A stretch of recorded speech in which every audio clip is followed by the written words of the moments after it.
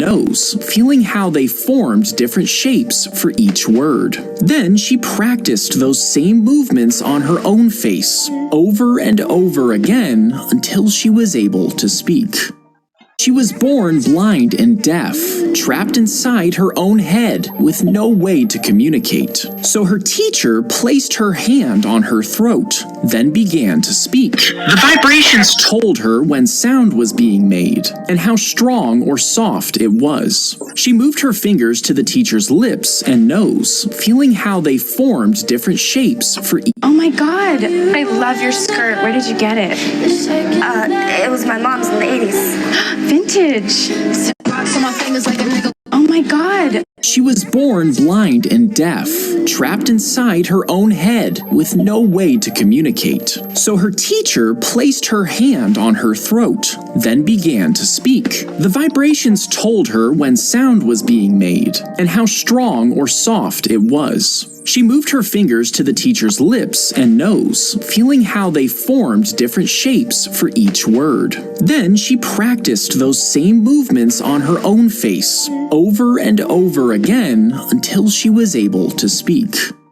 She was born blind and deaf, trapped inside her own head with no way to communicate. So her teacher placed her hand on her throat, then began to speak. The vibrations told her when sound was being made and how strong or soft it was. She moved her fingers to the teacher's lips and nose, feeling how they formed different shapes for each word. Then she practiced those same movements on her own face, over and over again until she was able to speak.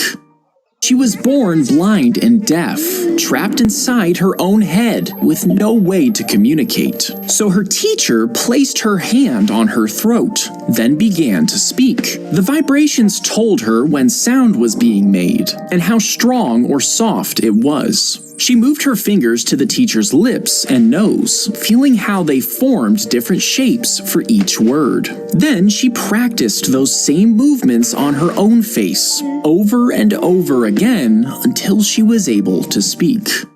She was born blind and deaf, trapped inside her own head with no way to communicate. So her teacher placed her hand on her throat, then began to speak. The vibrations told her when sound was being made and how strong or soft it was. She moved her fingers to the teacher's lips and nose, feeling how they formed different shapes for each word. Then she practiced those same movements on her own face, over and over again until she was able to speak.